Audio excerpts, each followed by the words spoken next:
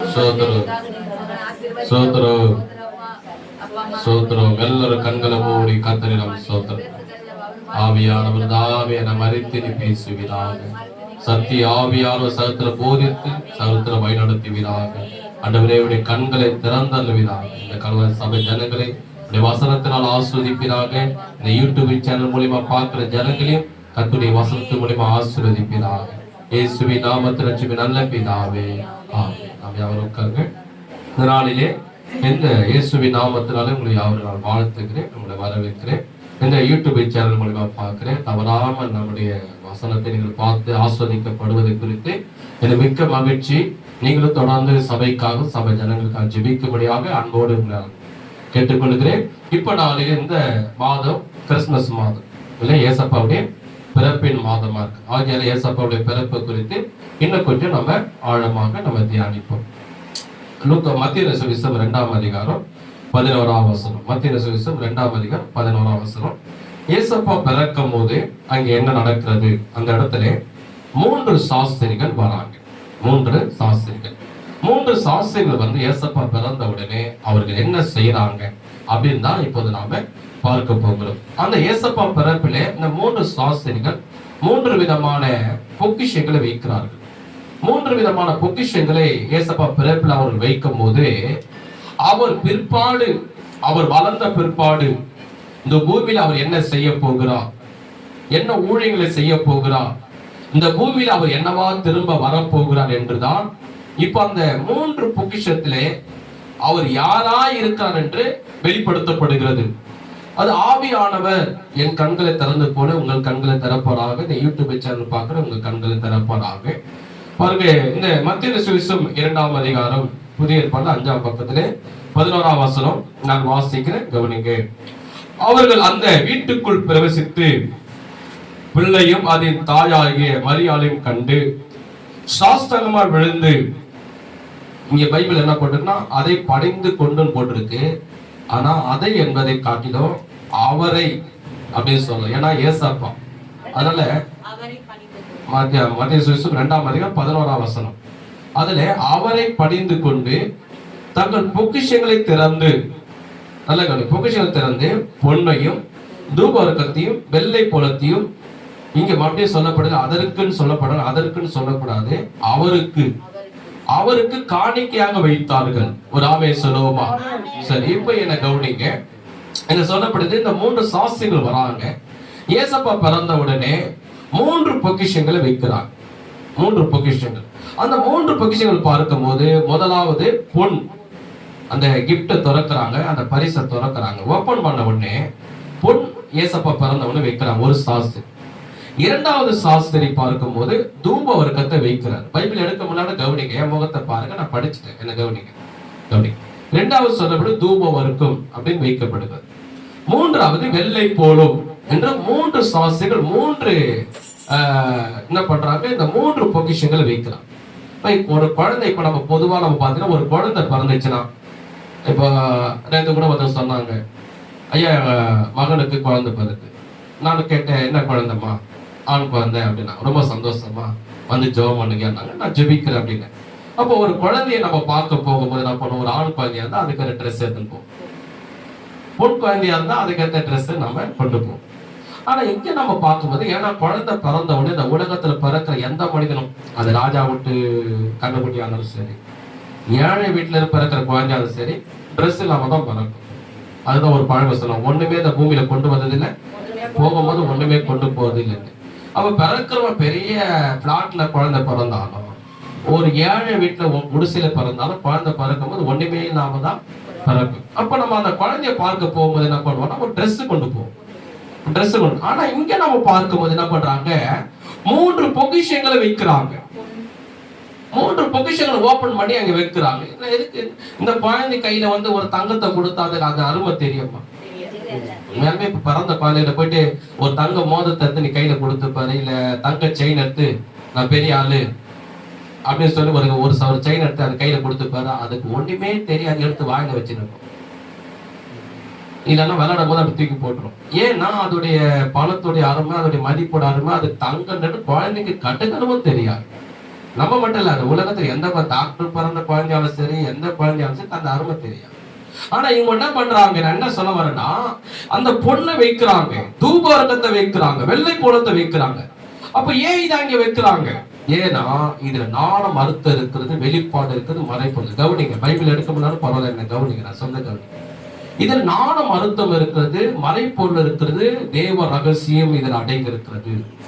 இந்த 3 பொக்கிஷங்களும் இவர் யார், இந்த பூமியில் என்ன செய்ய போகிறார், இந்த பூமிக்காக எப்படி இவர் வாழ போகிறார், இந்த பூமியிலே அவர் என்னவா இந்த பூமிக்கு வரப்போகிறார், பிற்காலத்திலே அவர் வளர்ந்த பிற்பாடு அவர் என்னவா இருக்க போகிறார், அவர் என்ன செய்ய போகிறார், அவர் திரும்பி என்ன பூமிக்கு வரப்போகிறார் என்று இந்த 3 பொக்கிஷத்தின் மூலமாக அவரை சுட்டி காண்பிக்கிறார்கள்.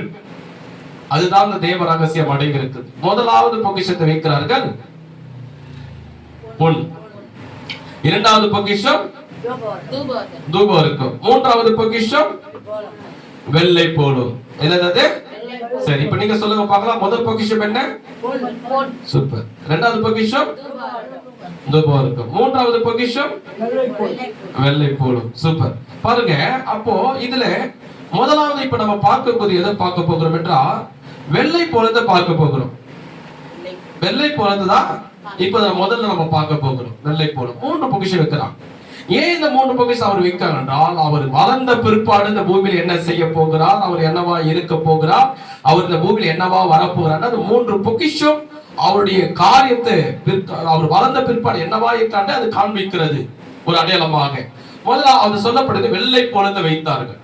இந்த வெள்ளை போலம் எதற்கு அடையாளம் அப்படின்னு நீங்க பாத்தீங்கன்னா, மார்க் சுவிசேஷத்திலே அது சொல்லப்படுகிறது. மார்க் சுவிசேஷம் அதுல 15ஆம் அதிகாரம், மார்க் சுவிசேஷம் 15ஆம் அதிகாரம் அதுல நம்ம பார்க்கும் போது என்ன சொல்லப்படுகிறது, மார்க் சுவிசேஷம் 15ஆம் 73ஆம் பக்கம், புதிய ஏற்பாடு 73ஆம் பக்கம், மார்க் சுவிசேஷம் 15ஆம் அதிகாரம் 23ஆம் வசனம். முதல் இந்த பொக்கிஷத்தில் பார்க்கிறோம் வெள்ளை போலும். இந்த வெள்ளை போல இந்த இயேசுவை குறித்து எதை காண்பிக்கிறது அப்படின்னு பார்க்கும் போது, இயேசப்பாவை சிலுவைக்கு கொண்டு போறாங்க, மரணத்துக்கு கொண்டு போறாங்க, சிலுவையில் அறிவதற்காக கொண்டு போறாங்க. ஆனா இந்த வசனம் என்ன சொல்லப்படுது, அந்த சொன்ன வெள்ளை போலும் அது இங்க வருது பாருங்க. மார்க் 15ஆம் அதிகாரம் 23ஆம் வசனம். வெள்ளை போலும் கலந்த திராட்சை ரசத்தை அவருக்கு குடிக்க கொடுத்தார்கள், அவர் அதை ஏற்றுக்கொள்ளவில்லை. அப்போது அவரை சிலுவையில் அறைந்தார்கள். அதன் பின்பு அவருடைய வஸ்திரங்களை பங்கிட்டு ஒவ்வொருவனும் ஒவ்வொரு பங்கை எடுத்துக் கொள்ளும்படி அவைகளை குறித்து சீட்டு போட்டார்கள். அவரை சிலுவையில் அறைந்த போது 3ஆம் மணி வேலையானது. அப்போ முதல் வார்த்தையில வந்துச்சு பாத்தீங்களா, வெள்ளை போலும் கலந்த திராட்சை ரசத்தை அப்படி குடிக்க கொடுத்தார்கள். கவனித்தீங்களா? இந்த வெள்ளை போலத்தை நான் எங்க காண்பிச்சேன் உங்களுக்கு? ஏசப்பா பிறக்கும் போது காண்பிச்சேன். ஏசப்பா பிறக்கும் போது 3 சாஸ்திரிகள் போனாங்க, 3 பொக்கிஷங்களை வைத்தாங்க. அப்ப ஏசப்பா என்னவா இருக்கிறாரு? கரெக்ட். ஏசப்பா என்னவா இருக்கிறாரு? அவர் 1 வயசே இல்ல, 5 வயசே இல்ல, 6 மாசமே இல்ல. பிறந்த போது மரியாள் வயிற்றில பிறந்த போது பெத்லகேமிலே தாவீதின் ஊரிலே மாட்டு தொழுவத்திலே அவர் பிறந்த போது இந்த 3 பொக்கிஷங்களை போய் வைக்கிறார்கள். அதுல பொக்கிஷம் வெள்ளை போலும். அந்த வெள்ளை போல இயேசு கிறிஸ்து 30 வயசுல ஊழியம் செய்கிறாரு. 33 வயசுல தான் சிலுவையில் அறையிறாங்க. சிலுவையில் அவர் அறையும் போது ஏசப்பாக்கு வயசு என்னன்னா 33 வயசு. 33 வயசுல அவர் சிலுவையில் அறையும் போது அந்த இடத்துல அவர் ஆணினால, ஈட்டினால, முள்ளினால, வாரினால சிலுவையில் அறையிறாங்க. அறையும் போது அவர் காயப்பட்டவராக ரத்தம் சிந்துகிறது, கண்ணீர் விடுகிறாரு. அந்த நேரத்தில் அவரால தாகம் எடுக்குது. இப்ப நம்ம கூட பாத்தீங்கன்னா ரொம்ப தூரம் நடந்து போனா கொஞ்ச நேரம் நின்ன உடனே தாகம் எடுக்கும். இல்ல ஏதோ ஒரு வேலையை ஒரு 1 hour 2 hour நம்ம அதிகமா ஹார்ட் ஒர்க் செய்தா தாகம் எடுக்கும் இல்லையா? தாகம். இங்க அவரை சிலுவையில் அறையிறாங்க. ஆணினால, ஈட்டினால, முள்ளினால, வாரினால அவர் சிலுவையில் அறைந்து சிலுவையில் தொங்கும்படியாக கொண்டு போறாங்க. போகிற நேரத்துல அவருக்கு என்ன ஆகுது? தாகம் எடுக்குது. அந்த நேரத்துல இந்த போச்சவன் என்ன செய்கிறான் என்றால், அவர் மலை மேல அந்த சிலுவையில தொங்கி கொண்டிருக்கிறார். ஒரு பெரிய ஈட்டி எடுக்கிறான், பெரிய ஈட்டி. அந்த ஈட்டி முனக்கூர் என்ன பண்றான், அதுல துணி கட்டிட்டு ஒரு பாத்திரத்துல அது உள்ள தண்ணி, அது உள்ள வேதம் சொல்றது வெள்ளை போலும் கலந்த திராட்சை ரசத்தை அவர் குடிக்க கொடுத்தார். அந்த வெள்ளை போலத்தை என்ன பண்றாங்க, உள்ள விடுறாங்க, நினைத்து எடுத்து என்ன பண்றாங்க, அவருக்கு சிலுவையில் தொங்கும் போது ஈட்டினால நீட்டுறாங்க. அதை என்ன பண்றா, அவரு அதை உரியும் போது கொஞ்சம் தண்ணி கொஞ்சம் உள்ள போகும். இப்ப பஞ்சு எடுத்து நீங்க தண்ணியில போட்டு எடுத்து பாருங்க, அதுல இருந்து அப்படி பிழிஞ்ச உடனே தண்ணி வரும். எண்ணெயில கூட நீங்க போட்டு அந்த பஞ்சை பிழிந்து பாருங்க, எண்ணெய் வெளியே வரும். அது போல அவருக்கு முன்னாடி நீட்டுறாங்க. இவர் உறிஞ்சி குடிச்சு கொஞ்சம் தாகத்தை தீர்த்துக்கிட்டோம்னு விடுறாங்க. ஆனா அது வேதம் சொல்றது வெள்ளை போலும். அப்ப அது எதற்கு அவர் குழந்தையா பிறக்கும் போது ஏன் அந்த வெள்ளை போலத்தை அவருக்கு வைத்தார்கள்? ஒரு ட்ரெஸ் எடுத்து வைத்திருக்கலாம். ஆனா அவர்கள் அந்த வெள்ளை போலத்தை வைத்தது காரணம் என்ன? இந்த பூமியிலே பிறந்திருக்க ஏசாயா வாசிக்கார ஏசாயா 53:4-5 சொல்லப்படுகிறது, இந்த இயேசு கிறிஸ்து பிறந்த உடனே இவர் வளர்வார், மறந்த பிற்பாடு இந்த பூமியில இருக்கிற எல்லா மனிதனுடைய பாவங்களையும், எல்லா மனிதனுடைய அக்கிரமங்களையும், எல்லா மனிதனுடைய சாபங்களையும், எல்லா மனிதனுடைய தரித்திரங்களையும், எல்லா மனிதனுடைய நோய்களையும், எல்லா மனிதனுடைய துக்கங்களையும், எல்லா மனிதனுடைய சாபங்களையும், எல்லா மனிதனுடைய மரணத்தின் தண்டனையும், எல்லார் மேல் வர வேண்டிய நியாய தீர்ப்பு தண்டனையும், எல்லார் மேல் வர வேண்டிய தேவனுடைய கோபாக்கினியும் கல்வாரி சிலுவையில் இந்த இயேசு கிறிஸ்து இன்னைக்கு குழந்தையாய் பிறந்தவர் ஒரு நாள் 33 வயதிலே கொல்கதா மலையிலே சிலுவையிலே அவர் சுமந்து தீர்ப்பார் என்று ஏசாயா 53:4-5 சொல்லப்படுகிறது. அவர் நம்முடைய மேலுமத்த சிலுவையிலே காயப்பட்டார், நம்முடைய அக்கிரமத்தை இயேசு சிலுவையில் நொறுக்கப்பட்டார். உனக்கும் எனக்கும் சமாதானத்தை கொடுக்கும்படி ஆக்கினி தீர்ப்பு சிலுவையில் அவர் மேல் வந்தது. இந்த குழந்தையாய் பிறக்கிறவர் ஒரு அரண்மனையில் பெரிய ராஜாவா இருக்க போவதில்லை. அவர் படிச்சு பெரிய டாக்டரா வரப்போவதில்லை, படிச்சு பெரிய ஒரு அட்வொகேட்டா வரப்போவதில்லை, படிச்சு பெரிய ஒரு காவல்துறையா வரப்போவதில்லை. எல்லாருடைய பாவங்களுக்காக சிலுவையில் அவர் ரத்தம் சிந்தி மரிக்க போகிறார், 3ஆம் நாள் உயிரோடு உயிர்த்தெழ போகிறார் என்று அவர் பிறந்த உடனே இந்த பொக்கிஷத்தின் மூலமாக இந்த குழந்தை இந்த பூமியில என்ன செய்ய போகிறது என்று தான் பொக்கிஷத்தின் மூலமாக காண்பித்திருக்கிறார். ஆவியானவர் அந்த வெளிப்பாடுகளை கொடுத்திருக்கிறார். கையை தட்டி ஆண்டவரை மகிமைப்படுத்துங்கள். அதுல சொல்லப்படும் இரண்டாவது பொக்கிஷம் என்ன?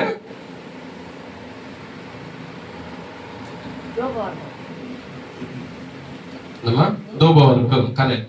பொக்கிஷம் இரண்டாவது பொக்கிஷம் என்ன? இப்ப இரண்டாவது நம்ம எதை பார்த்தோம் என்றால் தூப வர்க்கத்தை பார்த்தோம். முதல்ல பொக்கிஷத்தை வெள்ளை போலத்தை பார்த்தோம். வெள்ளை போலம் என்றால் என்ன, என்ன அர்த்தம் அப்படின்னு சொல்லி இப்ப நம்ம பார்த்தோம். இரண்டாவது நம்ம பார்க்கும் போது தூப வர்க்கம். தூப வர்க்கத்தை கொண்டு வந்து அந்த குழந்தைக்கு முன்னாடி வைக்கிறாங்க. அந்த குழந்தைக்கு தூப வர்க்கம் செலுத்தினாலும் அதுக்கு என்ன தெரியும், இல்ல அதுக்கு என்னதான் புரியும்? சரி, இந்த தூப வர்க்கம் என்றால் என்ன அப்படின்னு நம்ம பார்க்கும்போது அதோட அர்த்தம் என்னன்றா, இந்த இதோடைய தூப வர்க்கம் என்றால் பழைய ஏற்பாடு என்ன அர்த்தம் அப்படின்னு பார்க்கும்போது, பழைய ஏற்பாடுல ஒரு ஆசாரியன்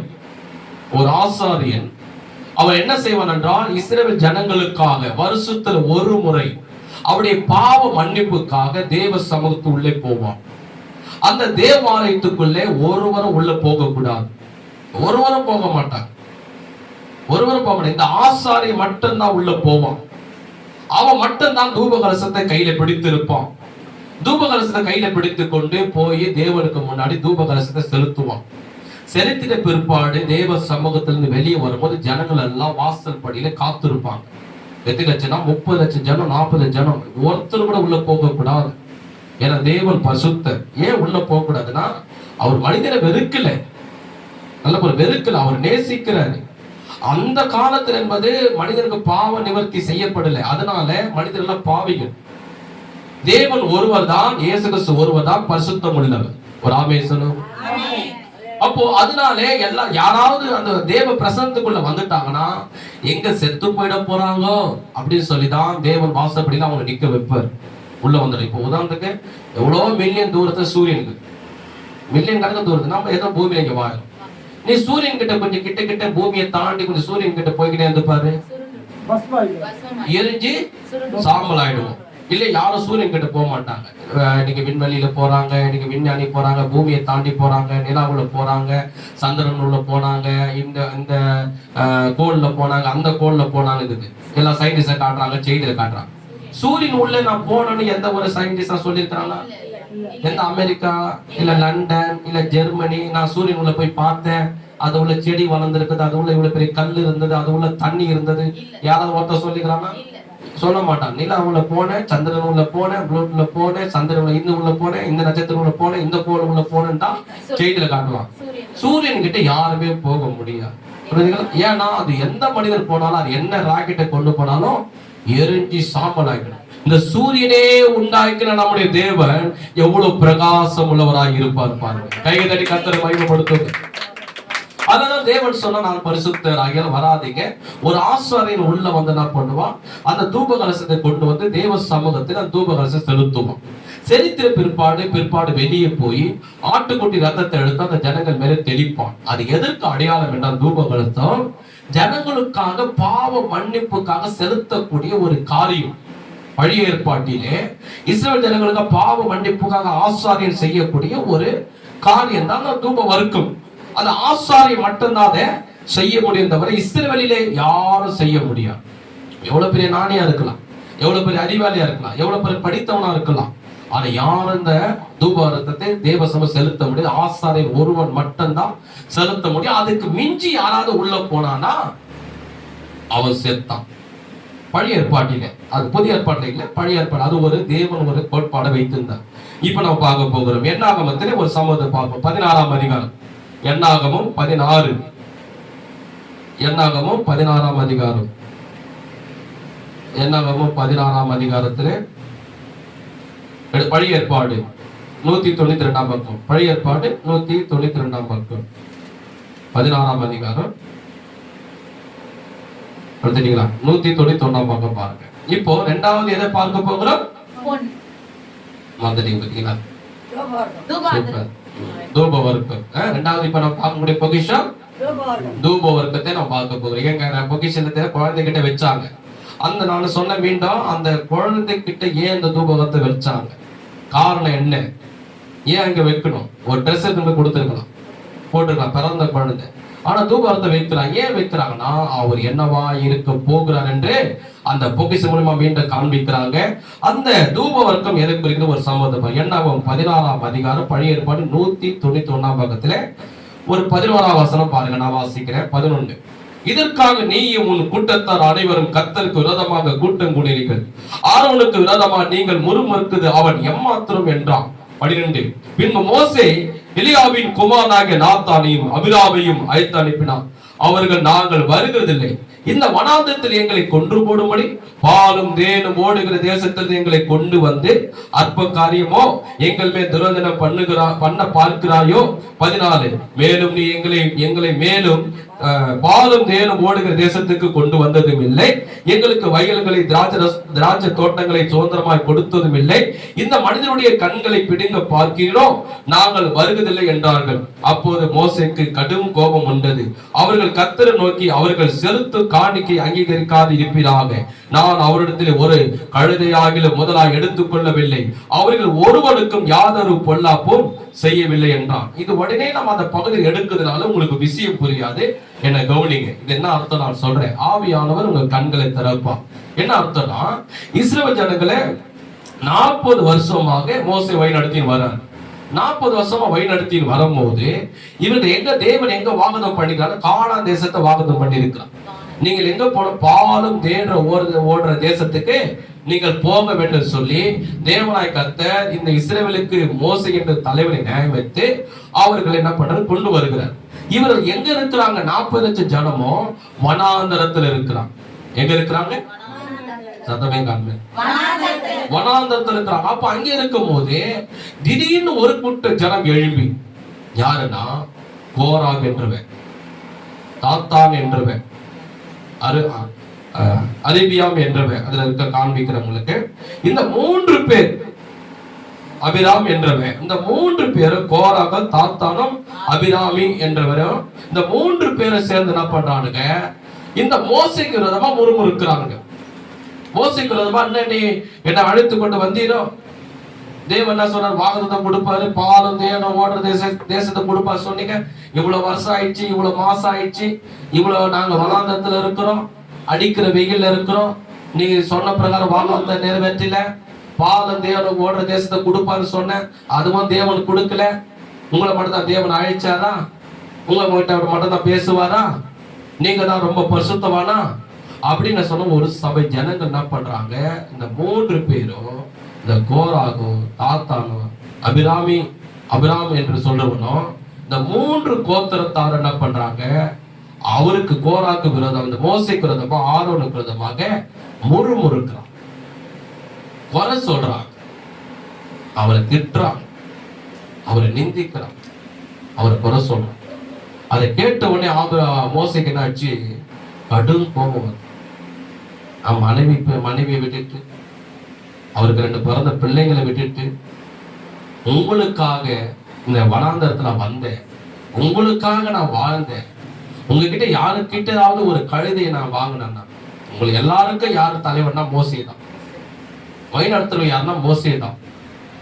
அப்படிப்பட்ட சொல்ற, உங்ககிட்ட யாருக்கிட்ட கழுதையை வாங்கி இருக்கிறேன்னா, ஒரு ஆட்டையாவது வாங்கி இருக்கிறேன்னா, எதுவும் வாங்கலாம், ஆனா என்ன முறுமுறுக்கிறீங்களே, என்ன குறை சொல்றீங்களே, என்ன நிந்திக்கிறீங்களே, என்ன தூசிக்கிறீங்களே சொல்லி அவர் வேதனைப்படுறாரு, கஷ்டப்படுறாரு. ஒரு சில கோபமும் வருது. நான் இவ்வளவு நாள் சகித்து கொண்டு பொறுமையா இருந்து என் மனைவியை விட்டுட்டு என் பிள்ளைகளை விட்டுட்டு உங்களுக்காக அந்த வனாந்தரத்தை இவ்வளவு வருஷமா நான் வாழ்ந்து கொண்டிருக்கிறேன், எனக்கு விதமா நீங்க பேசுறீங்கன்னு அவர் துக்கப்பட்டு வேதனைப்பட்டு பேசுற. அப்போ ஆண்டவர் நோக்கி ஜெபிக்கிறார். ஜெபிக்கும் போது என்ன நடக்கிறது, எண்ணாமத்திலே அதை பாருங்க, அதே எண்ணாமம் 16ஆம் அதிகாரம் 41ஆம் வசனம். எண்ணாமம் 16:41 வசனம். மறுநாளில் இஸ்ரவேல் புத்திரரின் சபையார் எல்லாரும் மோசேக்கும் ஆரோனுக்கும் விரோதமாக முறுமுறுத்து, நீங்கள் கர்த்தரின் ஜனங்களை கொன்று போட்டீர்கள் என்றார். சபையார் மோசேக்கும் ஆரோனுக்கும் விரோதமாய் கூடி ஆசாரிப்பு கூடாரத்துக்கு நேரே பார்க்கிற போது மேகம் அதை மூடினது, கர்த்தரின் மகிமை காணப்பட்டது. 43. மோசேயும் ஆரோனும் ஆசாரிப்பு கூடாரத்துக்கு முன்பாக வந்தார்கள். அப்போது கர்த்தர் மோசேயை நோக்கி, இந்த சபையாரை விட்டு விலகி போங்கள், ஒரு நிமிஷத்திலே அவர்கள் அதமாக்குவேன் என்று அவர்கள் முகங்குப்புற விழுந்தார்கள். மோசே ஆரோன் நோக்கி, நீ தூப கலசத்தை, இந்த வார்த்தையை கவனிங்க, ஏசப்பா பிறக்கும் போது சாஸ்திரிகள் என்ன வச்சாங்க சொன்ன பொக்கிஷம், அந்த வார்த்தை வந்துச்சு பாருங்க.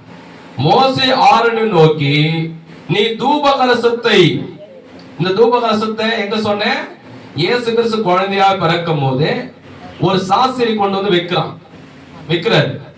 அந்த தூபம் இருக்கும், அது என்ன அடையாளம், அது என்ன சம்பவம், இங்க பாருங்க. மோசே ஆரோனை நோக்கி, நீ தூப கலசத்தை எடுத்து பலிபீடத்திலிருக்கிற அக்னியை அதில் போட்டு அதன் மேல் தூப வர்க்கம் இட்டு சீக்கிரமாய் சபையிடத்தில் போய் அவர்களுக்காக பாவ நிவர்த்தி செய், அவர்களுக்காக பாவ நிவர்த்தி செய். எல்லாரும் சேர்ந்து சொல்லுங்க, அவர்களுக்காக பாவ நிவர்த்தி செய். போதும். கர்த்தருடைய சந்ததியில் இருந்து கடும் கோபம் புறப்பட்டது, வாதை தொடங்கிற்று என்றான். எல்லாரும் சேர்ந்து சொல்லுங்க, வாதை தொடங்கிற்று. போதும். மோசே சொன்னபடி ஆரோன் அதை எடுத்துக்கொண்டு சபையின் நடுவிலிருந்து ஓடினான். ஜனங்களுக்குள்ளே வாதை தொடங்கி இருந்தது. மீண்டும் சொல்லுங்க, ஜனங்களுக்குள்ளே, நான் சொல்றது மட்டும் சொல்லுங்க, ஜனங்களுக்குள்ளே வாதை தொடங்கி இருந்தது. அவன் தூப வர்க்கம் போட்டு ஜனங்களுக்காக பாவ நிவர்த்தி செய்து, போதும், செத்தவர்களுக்காக உயிரோடு இருக்கிறவர்களுக்காக நடுவே நின்றான். அப்போது வாதை நிறுத்தப்பட்டது. எல்லாம் சேர்ந்து சொல்லுங்க, வாதை நிறுத்தப்பட்டது. போதும். கோராகின் காரியத்தின் நிமித்தம் செத்தவர்களால் தவிர அந்த வாதையினால் செத்து போனவர்கள் 14,700 பேர். வாதை நிறுத்தப்பட்டது. அப்போது ஆரோன் ஆசார்ப கூடார வாசலுக்கு மோசனிடத்தில் திரும்பி வந்தான். என்ன கவனிங்க, முக்கியமான சம்பவம். நான் சொன்னேன், இது என்ன சம்பவம், நான் பழைய ஏற்பாடுல ஒரு கூட்ட ஜனம், சபை ஜனங்கள் மத்தியில் 40 ஜனங்கள் இருக்கிறாங்க. அதுல ஒரு கூட்ட ஜனங்கள் எழுப்பி என்ன பண்றாங்க, மோசேக்கும் ஆரோனுக்கு விரோதமா பேசுறாங்க. நீ தான் கடவுள் உங்க கூட தான் பேசுவாரா, என் கூட தான் பேசுவார், உன்னதான் அழைத்தாரா, என்னை தான் அழைத்தார், நீங்க வாக்குத்தத்தம் கொடுத்தீங்க, கொண்டு போனேன், நீங்க பாலும் தேசத்தை காட்டுவீங்க, நீங்க அதுவே நீங்க காட்டல சொல்லி இந்த ஒரு கூட்ட இந்த கோராக புத்திர என்ன பண்றாங்க, மோசேக்கும் ஆரோனுக்கு விரோதமா முறுமுறுக்கிறாங்க, அவரை தூசிக்கிறாங்க, அவரை நிந்திக்கிறாங்க, அவரை குறை சொல்றாங்க, அவரை திட்டுறாங்க. இதை கேட்ட உடனே மோசேக்கு என்ன ஆயிடுச்சு, மன வேதனை வந்துச்சு, மனசு கஷ்டப்படுறாரு, துக்கப்படுறாரு. நீங்க அதை கேட்ட தேவன் கேட்டாரு. தேவன் கேட்ட உடனே அவர் என்ன செய்யறாரு, இந்த ஜனங்கள் மேல எவ்வளோ இரக்கத்தை காண்பிச்சார், எவ்வளோ தயவு காண்பிச்சார். இவர்கள் பாவம் செய்ய முதலாம் மன்னிச்சாரு. ஆனா திரும்ப திரும்ப திரும்ப திரும்ப திரும்ப கர்த்தருக்கு விரோதமா முறுமுறுத்தான். கர்த்தர் அழைத்த மோசேக்கு விரோதமாவும் முறுமுறுத்தான். நல்லா கவனிங்க. அதுக்குதான் சபை ஜனங்களுக்கு சொல்ற ஒண்ணு, கர்த்தருக்கு விரோதமாய் மாத்திரம் எந்த சூழ்நிலை முறுமுறுக்க கூடாது. இரண்டாவது, எந்த ஊழியக்காரர்களையும் சுவிசேஷங்கள் போதெல்லாம் முறுமுறுக்கவே கூடாது, கோல் முட்டவே கூடாது, குறை சொல்லவே கூடாது. ஏன் நாம் தேவனுக்கு கோபம் உண்டாகும். ஊழியக்காரர்கள் எல்லாம் தேவனால நியமிக்கப்பட்டவர்கள், தேவனுடைய தாசர்கள். அவர்களுக்கு விரோதமா நம்ம இங்க சம்பவம் நடக்குது. நம்ம எப்பவுமே யாரோ ஒருவர் தவறு செய்திருந்தா கூட, அதை நீங்க கேள்விப்பட்டா கூட அவர்களுக்காக ஆண்டவர் நோக்கி ஜெபிக்கணும். ஆண்டவரே அவருடைய பாவங்களை மன்னிங்க, அவளை பரிசுத்தப்படுத்துங்க, எடுத்து நீ பயன்படுத்துங்க சொல்லிதான் ஜெபிக்கணும். தவிர அந்த விசுவாசி இந்த தவறு பண்ணிச்சு, இந்த ஊழியக்காரர் அந்த தவறு பண்ணாரு, புறஜாதிக மத்தியில போய் சொல்லக்கூடாது. அது என்ன ஆகும்? தேவ நாம தூசிக்கப்படும். அதை கேட்கிற புறஜாதி என்ன பண்ணுவான்? கர்த்தரை தூசிப்பான். அந்த குற்றம், அந்த தவறு, அந்த பாவம் யார் மேல வரும்னா, அந்த கோல் முட்டி குறை சொல்லி தூசிக்கிறான் பாருங்க, அவங்க மேலதான் வரும். பைபிள் இருக்குது. இவர் என்ன பண்ணாங்க? இந்த ஜனங்க ஒரு குடிகாரன் கிடையாது, உலகத்தாரன் கிடையாது, சபை ஜனங்கள். பைபிளை நீங்க படிச்சு பாருங்க, அதுதான் எடுத்து காண்பிக்கிற. சபை ஜனங்கள் மோசேக்கும் ஆரோனுக்கும் கர்த்தருக்கு விரோதமாய் முறுமுறுத்தார்கள். என்ன நடந்தது தெரியுமா? ஒரு சம்பவத்தை நான் இதுக்கு முன்னாடி படிக்கல, 30ஆம் வசனத்துல வீட்டுல படிச்சு பாருங்க. பூமி பிளந்துச்சு. அவங்க நின்ன இடம் பூமி பிளந்த உடனே அந்த கோராகின் புத்திரனும் தாத்தான் என்ற புத்திரனும் அவங்க அந்த 3 கோத்திரம் என்ன ஆயிடுச்சு, அப்படி அந்த குடும்பம் முழுதுமாக அப்படியே பாதாளத்துள்ள போய் செத்து போனான். 3 கோத்திரம் இருக்கு பாருங்க, அதிலே இருக்கு பாருங்க. என்னாகும் 16:30. கர்த்தர் ஒரு புதிய காரியத்தை செய்வதால் பூமி தன் வாயை திறந்து இவர்கள் உயிரோடு பாதாளத்தில் இறங்கத்தக்க இவர்களையும் இவர்களுக்கு உண்டான யாவழி விழுங்கி போட்டது. ஆனால் இந்த மனிதர் கர்த்தரை அவமதித்தார்கள் என்பதையும் அறிந்து கொள்வீர் என்றான். அவன் இந்த வார்த்தைகள் எல்லாம் சொல்லி முடித்தவுடனே அவர்கள் நின்றிருந்த நிலம் பிளந்து பூமி தன் வாயை திறந்து அவர்கள் வீடுகளையும் கோராகு உரிய எல்லா மனிதரையும் அவர்களுக்கு உண்டான சகல பொருள்களையும் விழுங்கி போட்டது. அவர்கள் தங்களுக்கு உண்டான எல்லாவற்றையும் உயிரோடு பாதாளத்தில் இறங்கினார்கள். பூமி அவர்களை மூடிக்கொண்டது. இப்படி சபையின் நடுவிலிருந்து அழிந்து போனார்கள். கவனிச்சீங்களா? சில பேர் அந்த கோராக புத்திரன் என்ன பண்ணா? கர்த்தரை முறுமுறுத்தான். கர்த்தருடைய தாசனாகிய மோசேவை முறுமுறுத்தான். ஆரோனுக்கு விரோதமாய் முறுமுறுத்தான், நிந்தித்தான், தூசித்தான்.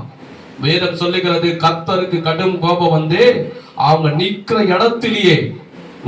இடத்திலே பூமியை பிறந்தாரு. அவங்க குடும்பமா அப்படியே உள்ள போய் எங்க வரைக்கும் போனாங்கன்னா, பள்ளத்துல போய் விழல, தண்ணியில போய் விழல. பைபிள் சொல்லப்படுது, பாதாளம் என்பது பூமியிலே ஆழ்ந்த இடத்துல அந்த பாதாளத்துல போய் விழுந்து குடும்பத்தோடு சேர்த்தாரு. காரணம் என்ன தெரியுமா? கர்த்தருக்கு விரோதமாய் முறுமுறுத்தான். கர்த்தருடைய ஊழியக்காரனாகிய மோசேக்கும் ஆரோனுக்கு விரோதமா முறுமுறுத்தான். ஆகியால் தான் உங்களுக்கு அன்பா சொல்கிறேன், தாழ்மையா சொல்கிறேன், கெஞ்சி சொல்றேன், கர்த்தருக்கு எந்த நேரத்தில் எந்த காலத்தை முறுமுறுக்காது. அவருடைய ஊழியக்காரல கூட குறை சொல்லாதீங்க, யாருக்கிட்டையும் குறை சொல்லாதீங்க. ஒரு தவறு தெரிஞ்சா கூட அவர்களுக்காக விண்ணப்பம் பண்ணுங்க. ஆண்டவரே அவர்களை மன்னி, அவர்களை மாற்றும், எடுத்து பயன்படுத்தும். நான் அப்படிதான் ஜெபம் பண்ணுவேன். ஆண்டவரே அவர்களை மன்னியும், எடுத்து நீ பயன்படுத்தும். நாம தூசிக்கப்படக்கூடாதுதான் நம்ம ஜெபிக்கணும். தவிர மத்தவங்கிட்ட போயிட்டு அவங்கள பத்தி, விசுவாசை பத்தி, இந்த ஊழியக்காரரை பத்தி, அந்த சபையை பத்தி நம்ம சொல்ல எந்த தகுதி நமக்கு இல்லை. நம்மளே பாவி, ஆண்டவர் அவர் ரத்தத்தினால கழுவி நம்ம நீதிமான ஆக்கி இருக்கிறான்னா நன்றி சொல்லிட்டு போகணும். புரியுதுங்களா? இவங்க சொன்ன உடனே என்ன நடந்து சம்பவம் உடனே அந்த ஜனங்கள் எல்லாரும் என்ன பண்ணாங்க? இறந்து செத்துவங்க கோராக புத்திர போயிடுச்சு. ஒரு சில பேர் என்ன பண்ணாங்க? மறுநாள் காலையில எழுப்பி என்ன பண்ணிருக்கணும்? இந்த சம்பவத்தை பார்த்த மத்த ஜனங்க இருக்கிறாங்க, 40 ஜனம். இந்த கோராக புத்திர குடும்பம் அழிஞ்சிச்சு. அதை பார்த்த ஜனங்க என்ன பண்ணிக்கணும்? ஐயோ மோசே, எங்களை மன்னிச்சுடு, ஆண்டவருக்கு விரோதமா நாங்க பேசிட்டோம், உனக்கு விரோதமா நாங்க பேசிட்டோம், எங்க மேல தப்பு இருக்கு, என்ன மன்னிச்சுட்டு மோசே, நாங்க தவறு பண்ணிட்டோம் அப்படின்னு சொல்லியிருந்தா கர்த்தர் என்ன பண்ணிருப்பாரு? மன்னிச்சிருப்பாரா மன்னிச்சிட மாட்டார்? மோசே மன்னிச்சிருப்பாரா மன்னிச்சிட மாட்டார்? மன்னிச்சுடு அப்படின்னு கேட்டா சரி போங்க இனி அப்படி செய்யாதீங்க தான் மோசே சொல்லிப்பா. ஆண்டவர் சொல்லிப்பா ஆண்டவரை போல மன்னிக்கிற குணம் இந்த உலகத்துல எந்த கடவுளும் கிடையாது, எந்த மனுஷனும் கிடையாது. ஒரு மனுஷங்கிட்ட நீ 3 முறை தப்பு பண்ண மன்னிச்சிருவான், 10 முறை பண்ண தப்பிச்சிருவான். நீ திரும்ப திரும்ப பண்ணிப்பாரு, உன்னை வெறுத்துருவான், உன்னை வீட்டை விட்டு வெளியே தேக்கிடுவான். அதெல்லாம் நான் பார்த்துட்டேன், நீ போயிட்டு வா அப்படி கையெழுத்து கும்பிட்டு தேக்கி விட்டுருவான். புரியுதுங்களா? ஆனா ஆண்டவரை போல நம்மளுடைய 100 தவறுகள் 1000 தவறுகள் பிறந்ததுல இன்று வரைக்கும் நாம் செய்த தவறுகளுக்கு மன்னிப்பு கேட்டா மன்னிச்சு நம்மளை ஏற்றுக்கொள்ற ஒரே தெய்வம் நம்ம ஏசப்பா மட்டும்தான். கைக்கு தட்டி கர்த்தரை மகிமைப்படுத்துவோமா? அப்போ இவங்க என்ன பண்றாங்க, இன்னும் சில பேர் வந்து இப்போ நான் படிச்சேன் இல்லையா, சபையார் சில பேர் வந்து நான் சொல்றாங்க, நீங்க என்ன பண்றீங்க, சபை ஜனங்களை சில பேரை சாகடிச்சிட்டீங்க, அவங்க செத்து போனதுக்கு காரணம் நீதான் மோசே, உங்களாலதான் அவங்க பாதாளத்துக்கு போனாங்க, அவங்க குடும்பம் கொஞ்சம் பாதாளத்துக்கு போயிடுச்சு, அவங்க குடும்பம் கொஞ்சம் செத்துச்சு, அது காரணம் தேவன் தான் காரணம், நீங்க தான் காரணம்ன்றான்.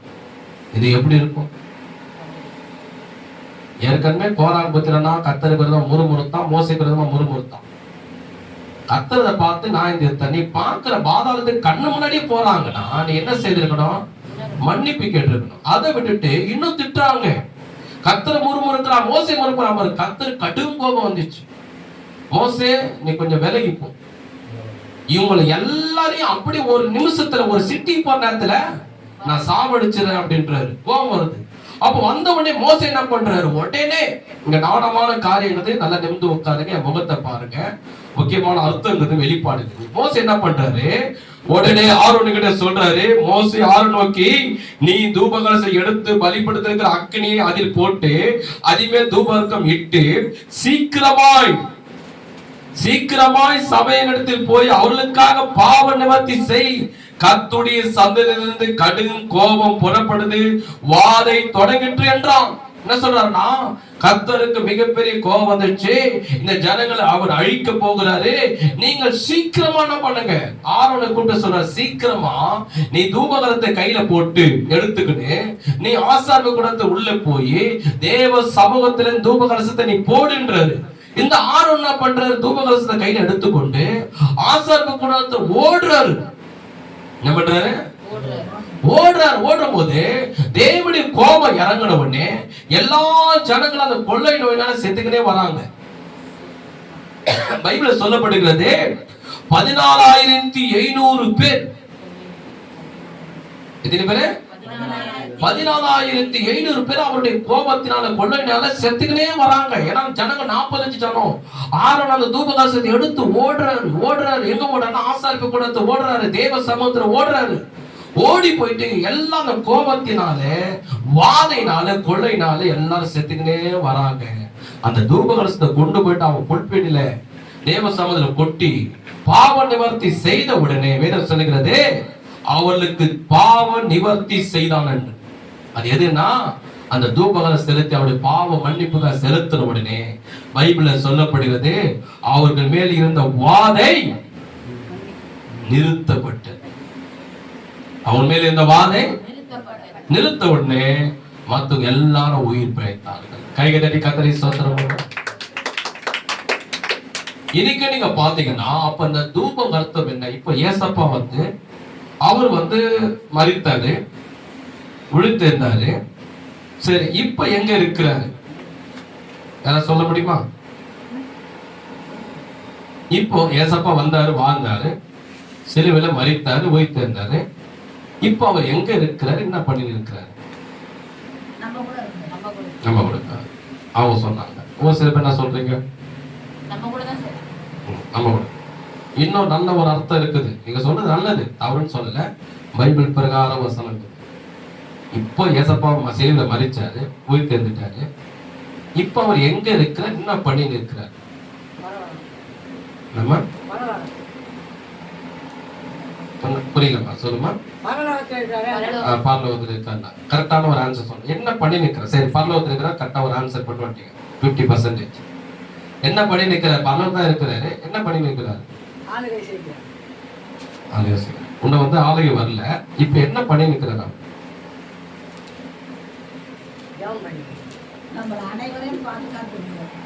அனைவரும் சரி, நல்ல ஒரு வார்த்தைய கவனமா சொல்லிட்டாங்க. கையை தட்டி ஆண்டவரை சோதனம் பண்ணுங்க. சரி, ஏசப்பா இப்போ எங்க இருக்கிறாரு? பிதாவுடைய வலதுபுறத்தில் இருக்கிறார். என்ன செய்து இருக்கிறாரு? 1 யோவான் 1ஆம் அதிகாரம் 1 யோவான் 2ஆம் அதிகாரம் 1ஆம் வசனம் பாருங்க. அவர் என்ன பண்ணி இருக்கிறார்? இப்போ என்ன செய்து இருக்கிறார் அப்படின்னு பார்த்தா 1 யோவான் 2ஆம் அதிகாரம் புதிய ஏற்பாடு 326ஆம் பக்கம் 326ஆம் பக்கம் 1ஆம் வசனம். என் பிள்ளைகளே, நீங்கள் பாவம் செய்யாதபடிக்கு இவைகளை உங்களுக்கு எழுதுகிறேன். ஒருவன் பாவம் செய்வனானால் நீதிபரராய் இருக்கிற இயேசு கிறிஸ்து நமக்காக பிதாவிடத்தில் பரிந்து பேசுவராய் இருக்கிறார். ஒரு ஆமென் சொல்லுவோமா? எல்லாரும் சேர்ந்து சொல்லுங்க. ஒருவன் பாவம் செய்வனான் என்றால் நீதிபரராய் இருக்கிற இயேசு கிறிஸ்து நமக்காக, பகுதியில் பார்த்து சொல்ல, உங்களுக்காக, எனக்காக, எல்லா மக்களுக்காக, எல்லா சபைக்காக, எல்லா விசுவாசிகளுக்காக, எல்லா ஊழியக்காரர்களுக்காக பிதாவிடம் பரிந்து பேசுகிறார். கையை தட்டி ஆண்டவரை நாம் ஸ்தோத்திரம் பண்ணுவோமா? நல்ல கையை தட்டி ஆண்டவரை ஸ்தோத்திரம் பண்ணுவோம். இதுதான் சொல்லப்படுகிறது. இன்னைக்கு இயேசு கிறிஸ்து என்ன செய்து கொண்டிருக்கிறார்? அவர் எங்க இருக்கிறார் அப்படின்னு பாத்தீங்கன்னா பிதாவுடைய வலதுபுறத்தில் உட்கார்ந்து இருக்கிறார். இரண்டாவது, அவர் என்ன செய்து கொண்டிருக்கிறார் என்றால் பூமியில பிறந்திருக்கிற எல்லா மனிதனுக்காக விண்ணப்பம் செய்து கொண்டிருக்கிறார். எல்லாரும் இன்னைக்கு பாவம் பார்த்தீங்கன்னா உலகத்தில் பெருகிச்சு, அக்கிரமம் பெருகிச்சு, அநியாயம் பெருகிச்சு, தீமை பெருகிச்சு, நிறைய பெருகிச்சு. சொல்ல முடியல, பார்க்க முடியல, பேச முடியல, இல்லையா? எனக்கு சின்ன சின்ன பிள்ளைகள்லாம் இன்னைக்கு எவ்வளவு பேர் தாய்மாரியாட்ட சொல்லுவாங்க, ஐயா என் மகனுக்கா ஜோம் பண்ணு. எதுக்காகமா சொன்னா நான் அதுக்காக ஜோம் கெஞ்ச அடிக்கிறேன். என்னம்மா வயசுன்னு கேட்பேன். 14 வயசு, 18 கூட தாண்டல. அதான் மெச்சூரிட்டி ஆகிற ஒரு வயசு. இன்னைக்கு அது போல சின்ன சின்ன பிள்ளைங்க நிறைய சொல்லிட்டு போனோம். ஒரு செய்தியில பார்த்தேன், ஒருத்தங்களை என்ன சொல்லினா பயங்கரமா செய்தியில பார்த்தேன். இன்னைக்கு நடு ரோட்லயே ஒருத்தர் வெட்டி சாவடிச்சிருக்கான். அவனை செய்தியில பார்க்கும் போலீஸ்காரன் வந்து பிடிச்சின்னு போனான். அது செய்தியில போடுறாங்க. ஒருத்தனுக்கு 18 வயசு, ஒருத்தனுக்கு 20 வயசு, ஒருத்தனுக்கு 22 வயசு, 20 வயசு 22 வயசு உள்ளவனுக்கு அண்ணன் தம்பி. எவ்வளவு பெரிய குடும்பம்! அதை சாகடிக்கு வயசை பார்த்தீங்களா? எனக்கே 40 வயசு, சின்ன சின்ன வயசு. அப்போ நான் என்ன சொல்ல வரேன்னா, இன்னைக்கு பாவங்கள், அக்கிரமம், அநியாயம் எல்லாம் பெருகிச்சு. ஒரு செய்தியில பார்த்தா அந்த செய்தியை பார்த்து உண்மையாலுமே அதிர்ச்சி ஆயிட்டேன். நான் செய்தியில பார்த்தேன், ஒரு பையன் என்ன பண்ணிக்கிறான், ஒரு பொண்ணு லவ் பண்ணிக்கிறான். அவங்க அம்மா என்ன பண்ணிக்கிறான், திட்டி இருக்கிறான். அப்பா வேணாண்டா, பொறுமையா இருந்தா, நல்ல பொண்ணை பார்த்து கல்யாணம் பண்ணி வைப்பேன், பொறுமையா இருந்தா. அவன் என்ன பண்ணிக்கிறான், புஷ்டு வந்துட்டு தாயை சாவச்சிட்டுக்கான். இவங்க பக்கத்துல இருக்கிறவங்க எல்லாம் என்ன பண்ணிக்கிறாங்க, சொந்த பந்தம்லாம் இன்னும் அந்த அம்மாவை காணமே, இன்னும் அந்த அம்மா வீட்டாண்ட பார்ப்பாங்க இல்லையா, நம்ம எழுந்து போனோடனே சில பேர் பேசுவாங்க, கொள்ளுவாங்க, வீட்டாண்ட இருக்கிறவங்க எல்லாம் பேசுவாங்க, பழுவாங்கன்னு.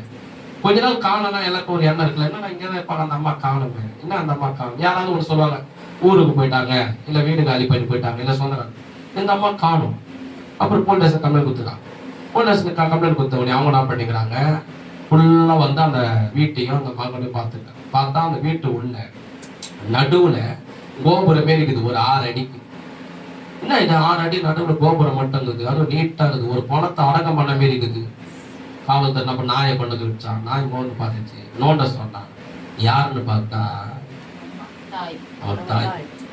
அவனை கேட்டாங்க, இது யார் நடந்தது என்னன்னா? அப்பா அவன் சொல்றான், இல்லை சார், நான் ஒரு பொண்ணை விரும்பினேன், அந்த பொண்ணு கிட்டே நீ பேசாத சொல்லி எங்க அம்மா திட்டினாங்க, நானும் திருப்பி திட்டினேன். அந்த கோபம் தாங்க முடியாது பிடிச்சிட்டு வந்துட்டு தாயை சாவிடுச்சு. எங்க தெரிஞ்ச கொலை ஆயிட போகுதுன்னு ஜெயில புஷ்ணு போயிட்டு போறீங்கன்னு வீட்டு உள்ளே நான் போதிட்டு இது மாதிரி கொடுமையை பார்த்தீங்க அப்படி கேட்டு ரொம்ப அதிர்ச்சி ஆயிட்டு. நான் இது உண்மையா சம்பவம். நான் போய் சொல்ல செய்தியில பார்த்தேன், செய்தி மட்டும் பார்ப்பேன். எதுக்காகனா நம்ம ஜெபிக்கலாம், தேசத்துல என்ன நடக்குதோ ஜெபம் பண்ணலாம், அதுக்கு மட்டும் அதை பார்ப்போம். அப்படிப்பட்ட குடும்பம் பார்த்தீங்கன்னா, ஒரு தாய் 10 மாசம் சுமந்து வளர்த்து அவளை பாதுகாத்து இவ்வளவு நன்மை செய்ய தாயை சாதாரண ஒரு பொண்ணுக்கு பேசுறதுக்காக சாவடி போச்சு. அப்போ நான் என்ன சொல்லணும், இனிமேல் நிறைய குடும்பம் நிறைய அக்கிரமம் நிறைய பெருகுது. ஆனாலும் உலகத்துல மனிதன் வாழ்ந்து கொண்டிருக்காது. காரணம் என்ன? ஆனாலும் மனிதன் இன்னைக்கு கொலகாரன், இன்னைக்கு திருட, இன்னைக்கு ரவுடி, இன்னைக்கு சிகரெட் பிடிக்கிறவன், பாக்கு போடுறோம், ஆன்சு போடுறவன், கெஞ்சா அடிக்கிறவன், இன்னைக்கு விபச்சாரம் செய்யறவன், ஒருங்க செய்ய பாவம் செய்யறவன், ரவுடி தானே பண்றவன், பணத்துக்காக கொலை செய்கிறவன், இன்னைக்கு நிறைய பேர் இன்னும் உலகத்துல வாழ்ந்து கொண்டிருந்த காரணம் என்ன தெரியுமா? காரணம் என்ன தெரியுமா? இயேசு கிறிஸ்து பிதாயிடம் பரிந்து பேசுறார். ஆண்டவரே, கொஞ்ச நாள் பொறுமையாரு தேவனே, அவன் உயிரோட நீ வை, என் ஊழியக்காரல அனுப்புறேன், என்னை பத்தி சொல்ல வைக்கிறேன், அவன் மனம் திரும்புவான். நம்ம அவனை சாவடிச்சிட்டா அவன் எங்க போவான்? பாவத்தின் சம்பளம் மரணம். மரணத்துக்கு அடுத்தது அவனை ஆத்துமா எங்க போவான்? நரகத்துக்கு போகும். நரகத்துக்கு போயிடுச்சுன்னா அங்கிருந்து அவனை காப்பாற்ற, அவனை ரட்சிக்க, அவனை விடுவிக்க யாராலும். ஜெயிலுக்கு போயிட்டாலும் வெளியே அட்வொகேட்டை வச்சு வெளியே கொண்டு வந்துடலாம். வேலூர் ஜெயிலுக்கு போனாலும் அட்வொகேட்டை வச்சு பணம் செலவு பண்ணி வெளியே வந்துடலாம். நரகத்துக்குன்னு ஒரு மனிதன் போனா எந்த அட்வொகேட்டை வச்சு நீ வெளியே வர, எந்த காவல்துறை வச்சு நீ வெளியே வர முடியவே முடியாது. பாதாளம் கொடுமையான இடம், சூரியனை காட்டில 1000 மடங்கு நெருப்பும் கந்தகமும் புழுக்கள் உள்ள சாத்தான் நிறைந்த இடம் அது, வீடு அது. அதுல இருந்து வெளியே வரவே முடியாது. அதாவது ஏசப்பா சொல்ற, பிதாவே கொஞ்சம் பொறுமையா இருக்கு, என் ஊழியக்காரல அனுப்புறேன், அவன் மனம் திரும்புவான். சாகஸ்ட் நரகத்து போயிட்டான், அவனை காப்பாற்ற முடியாது. அதனால தான் இன்னைக்கு நாங்க என்ன பண்றோம்? ஞாயிற்றுக்கிழமை தோறும் போய் போய் போய் 4 மணி நேரம் சுவிசேஷம் ரோடு ரோடா சொல்றோம். கிராம வேன் வச்சு போய் சொல்றோம். காரணம் என்ன தெரியுமா? அந்த பாவி மனதிற்கு. அதுதான் இன்னைக்கு ஏசப்பா பரிந்து. இன்னைக்கும் உலகத்துல இன்னைக்கு குருடர்கள், இன்னைக்கு கொலகாரங்க, இன்னைக்கு திருடருங்க, இன்னைக்கு ரவுடிங்க, விபச்சாரிங்க, ஓரின செய்ய பாவம் செய்யுங்க, சிகரெட் பிடிக்கிறவங்க, பாக்கு போடுறங்க, ஆன்சு போடுறங்க, கெஞ்சா அடிக்கிறங்க, இன்னைக்கும் பாவிகள் இந்த உலகத்துல வாழ்கிறார் என்றால் இயேசு கிறிஸ்து பிதாயிடம் பரிந்து பேசுகிறார், ஜெபிக்கிறார், விண்ணப்பம் செய்கிறார். ஆசாருடைய ஊழியத்தை 2000 இருந்து இந்த 2025 வரைக்கும் இனிமேலும் அவர் வர மட்டும் இன்னைக்கு இந்த உலகத்துக்கான, அந்த உலகம் அழிந்து போகாதபடி, இந்த உலகம் பாவத்தில் செத்து நரகத்துக்கு போகாதபடி ஒவ்வொரு மனிதனுக்காக, ஒவ்வொரு உலகத்தில் விசுவாசிகளுக்காக, ஊழியக்காரர்களுக்காக, சபைகளுக்காக இன்றும் தேவனுடைய சமூகத்தில் பரிந்து பேசிக் கொண்டிருக்கிறார். யார் அவர்? நம்முடைய ஏசப்பா. யார் அவர்? யார் அவர்? ஆசாருடைய ஊழியத்தை இணைக்கு செய்து கொண்டிருக்கிறார். அதுதான் அந்த குழந்தை பிறந்தவுடனே அவர்கள் வைத்தார்கள், தூப வர்க்கத்தை வைத்தார்கள். ஏன் தூபகத்தை வைத்தார்கள்? இந்த இயேசு கிறிஸ்து மரித்து உயிர்த்தெழுந்த உடனே இந்த சர்வ லோகத்தில் இருக்கிற எல்லா மனிதனுக்காக பிதாயிடம் விண்ணப்பம் பண்ணக்கூடியவர் இவர் ஒருத்தர் தான். அவர்களுக்காக நீ இவர்கள் அழிக்காத, இந்த குடிகாரனை அழிக்காத, இந்த கொலகாரனை அழிக்காத, இந்த திருடனை அழிக்காத, இந்த கெஞ்சாடிக்குன்னு அழிக்காத, கொலகாரனை அழிக்காத, இந்த வேசிதன செயல்களை அழிக்காத. இவங்க ரட்சிக்கப்படுவாங்க, இவங்க மனம் திரும்புவாங்க, நம்ம தேவ பிள்ளையா மாறுவாங்க, நித்திய ஜீவனுக்குள்ள வருவாங்க. என் ஊழியக்காரனை அனுப்புறேன், கொஞ்ச நாள் பொறுமையாரு, கொஞ்ச நாள் பொறுமையாரு சொல்லி அவர்களுக்காக பரிந்து பேசுகிறவர் யார் என்றார் நம்முடைய கைதடி கத்தரை மையப்படுத்தும். இனிப்பு செய்து கொண்டிருக்கிற இரவும் பகலும் நமக்காக பரிந்து பேசுற யார் என்றால் அவர் தான். அதுக்கு நான் ஜெபிக்கும் போது தான் சொல்லுவேன், ஏசப்பா எங்களுக்காக நீ பரிந்து பேசுகிறீர், என் சபை ஜனங்களுக்காக நீ பரிந்து பேசுகிறீர், என் ஊழியக்காரனுக்காக நீ பரிந்து பேசுகிறீர், என் குடும்பத்துக்காக நீ பரிந்து பேசுகிறீர், என் தேசத்துக்காக நீ பரிந்து பேசுகிறீர். உமக்கு கோடி நன்றி அப்பா, கோடி நன்றி அப்பா, கோடி நன்றி. அவர் பரிந்து ஜெபிக்கிறதுனாலதான் இன்னைக்கும் உலகம் வாழ்ந்து கொண்டிருக்கிறது, சபை வாழ்ந்து கொண்டிருக்கிறது, விசுவாசி வாழ்ந்து கொண்டிருக்கிறோம், ஊழியக்காரர்கள் வாழ்ந்து கொண்டு. காரணம் என்ன தெரியுமா? இயேசு கிறிஸ்து நமக்காக பரிந்து பேசுறார். ஒரு கொலகாரனை கொண்டு வந்து ஒரு கூண்டுல வெஸ்டாங்க வச்சுங்க, அவன் கையும் காலமா புடிச்சிட்டான் வெஸ்டாங்கன்னா, அவனுக்காக அந்த கோர்ட்ல ஒரு அட்வொகேட் எழும்பி பேசுவார், அவனுக்காக வாதாடுவார். அப்ப அந்த நீதிபதி யாருடைய பேச்சை கேட்பார் தெரியுமா? கொலகாரனுடைய பேச்சை கேட்க மாட்டாரு. கொலகாரன் பேச்சு அவன் 1000 பேச்சாலும், சாமி என்னை விட்டுடு சாமி, உன் காலில் வந்துரு சாமி, உனக்கு நாயா இருக்கிற சாமி, தயவு செய்து இந்த ஒரு முறை என்ன மன்னிச்சு சாமி, என்னதான் சொன்னாலும் நீதிபதி கேட்கவே மாட்டார். உனக்கு காலில் செருப்பா இருக்கிற சாமி, கேட்கவே மாட்டார். இந்த அட்வொகேட் பேசுறாரு பாருங்க, இந்த அட்வொகேட் பேச்சதான் நீதிபதி கேட்பார். அதே போலதான் பரலோகத்துல நீதிபதி யாருன்னா தேவனா உட்கார்ந்து இருக்க சிங்காசனத்துல, அட்வொகேட்டா இருக்குது யாருன்னா நம்முடைய ஏசப்பா பரிந்து பேசுறாரு. இந்த உலகத்துல இருக்கிற சிகரெட் பிடிக்கிறோம், பாக்கு போடுறோம், ஆன்சு போடுறோம், கெஞ்சா அடிக்கிறோம், விபச்சாரம் செய்யற, ஓரிட செய்ய பாச கொலை செய்கிறவன் ஆண்டவரே அவனை மன்னியும், அவனை மன திரும்ப செய்ய என் ஊழியக்காரல அனுப்புறேன், அவன் ரட்சிக்கப்படுவான், அவன் செத்து நரகத்துக்கு போக கூடாது, சாத்தான் கிட்ட மாட்டக்கூடாது சொல்லி அவர் இன்னைக்கு பரலோகத்திலே கோர்ட்டிலே நமக்காக பரிந்து பேசுறார், நமக்காக வாதாடுகிறார், நமக்காக ஜெபிக்கிறார். யார் என்றால் நமது இயேசப்பா. கைதட்டி கர்த்தரை மகிமைப்படுத்துவோம். சரி, இப்போது நாம் பார்க்கக்கூடியது, இன்னைக்கு பார்த்து நாம் முடிக்க போகிறது என்ன பொக்கிஷம்? கரெக்ட். என்ன பொக்கிஷத்தை பார்க்க போகிறோம்? பொன். மூணாவது இதை பார்த்து நாம் முடிக்க போகிறோம். சரி, ஏசப்பா நான் சொன்னேன் இல்லையா, ஒரு குழந்தை பிறந்துச்சுன்னா அதுகிட்ட ஒரு ட்ரெஸ் எடுத்து போடுவாங்க. ஒரு பொக்கிஷத்தை திறந்து ஒரு பொண்ணை வைத்தா அந்த குழந்தைக்கு அந்த அருமை தெரியுமா? தெரியாது. அந்த வாயில வைக்கும், தூக்கி விசிறி போடும், அந்த அருமை என்னதுன்னு கூட தெரியாது, அது மதிப்பு. ஆனா பொக்கிஷத்தை வைக்கிறாங்க, ஓப்பன் பண்ண உடனே பொண்ணு தங்கமா இருக்கு. ஏன் அந்த தங்கத்தை அந்த குழந்தைக்கு முன்னாடி வைக்கிறாங்கன்னா, இந்த தங்கம் எதற்கு அடையாளம் அப்படின்னு பாத்தீங்கன்னா, இவர் இந்த பூமியிலே ராஜாவாக, ராஜாதி ராஜாவாக, கத்தாதி கத்தராக இந்த பூமிக்கு அவர் வரப்போகிறார் என்று அவர் குழந்தையாய் பிறக்கும் போதே அந்த பொக்கிஷத்தை வைத்து காண்பிக்கிற ஒரு சம்பவத்தை. இது என்ன அடையலையா அப்படின்னு பார்த்தா 2 சாமுவேல் 12ஆம் அதிகாரம் 30ஆம் வசனம். 2 சாமுவேல் 12ஆம் அதிகாரம் 30ஆம் வசனம் பாருங்க. பழைய ஏற்பாட்டிலே 339ஆம் பக்கம், 339ஆம் பக்கம், 2 சாமுவேல் 12ஆம் அதிகாரம் 30ஆம் வசனம் பாருங்க. அவர்களுடைய ராஜாவின் தலைமையில் இருந்த கிரீடத்தை எடுத்துக்கொண்டான். அது ஒரு தாளந்து நிறை பொன்னும் ரத்தினங்களும் பதித்துமாய் இருந்தது. அது தாவீதினுடைய தலையில் வைக்கப்பட்டது. பட்டத்திலிருந்து ஏராளமான கொள்ளையும் கொண்டு போனார்கள். மீண்டும் வாசிக்கிற கவனிங்க, எல்லாரும் கவனிங்க. அவருடைய ராஜாவின் தலைமையில் இருந்த கிரீடத்தை எடுத்துக்கொண்டார்கள். எல்லாரும் சேர்ந்து சொல்லுங்க. அது ஒரு தாளந்து நிறை பொன்னும் ரத்தினங்களால் பதித்ததுமாய் இருந்தது. அது தாவீதினுடைய தலைமேல் வைக்கப்பட்டது. என்ன கவனிங்க, இப்ப என்ன கவனிங்க, என்னன்னா இஸ்ரவேலுக்கு ராஜாவா யார் வரானா? தாவீது ராஜா வராரு. தாவீது ராஜாவா வராரு. வந்த உடனே ஒரு கிரீடத்தை எடுக்கிறான். அந்த கிரீடம் எப்படிப்பட்டது? செம்பு, பித்தளை, வெள்ளி, அலுமினியம், பிளாஸ்டிக், என்ன போட்டிருக்கு? அது பொன் நிறைந்திருந்ததாம், ரத்தினங்களா நிறைந்திருந்தது. பொன் உள்ள ஒரு கிரீடத்தை எடுத்து ராஜாவுடைய தலையில வைக்கிறான்.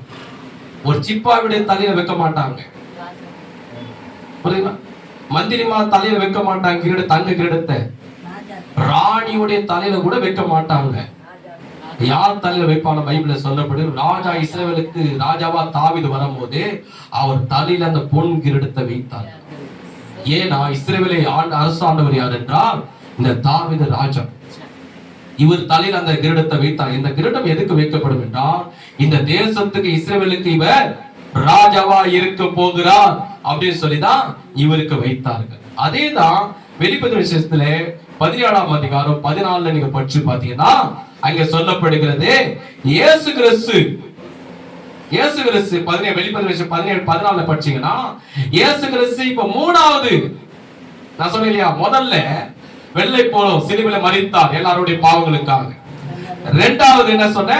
தூபம் இருக்கும். இனிக்கும் 2025 வரைக்கும் பிதாவுடைய வலது பக்கத்துல இயேசு கிறிஸ்து என்ன செய்து கொண்டிருக்கிறார்? பரிந்து பேசுறாரு. இன்னைக்கு வரைக்கும் பரிந்து பேசுறாரு, இனிமேல பரிந்து பேசுறாரு. மூணாவது பொன். அது எது சொல்லப்படும் என்றால், இவர் ராஜாதி ராஜாவாக, கத்தாதி கத்தராக, மன்னாதி மன்னனாக இந்த பூமியில இருக்கிற எல்லா மனிதனையும் நாய விசாரிக்க முடியாக, நாயம் தீர்க்க முடியாக, ராஜாதி ராஜாவாக, கத்தாதி கத்தராக இந்த பூமிக்கு வரப்போகிறார். கைகளை கத்தரை மகிமைப்படுத்துவோமா? வரப்போகிறார் அவரு ராஜாதி ராஜாவா இந்த பூமியில. அதுதான் அவர் குழந்தையாய் பிறக்கும் போதே அந்த பொக்கிஷத்தை பொண்ணை வைக்கிறாங்க. என்ன பொண்ணு சொல்றாங்கன்னா, இவர் பூமியில பிறந்த சாதாரண ஒரு மனிதன் அல்ல, சாதாரண ஒரு மனிதனா இவர் பிறந்து வளர மாட்டாரு, சாதாரண மனிதனா திரும்ப வர மாட்டாரு.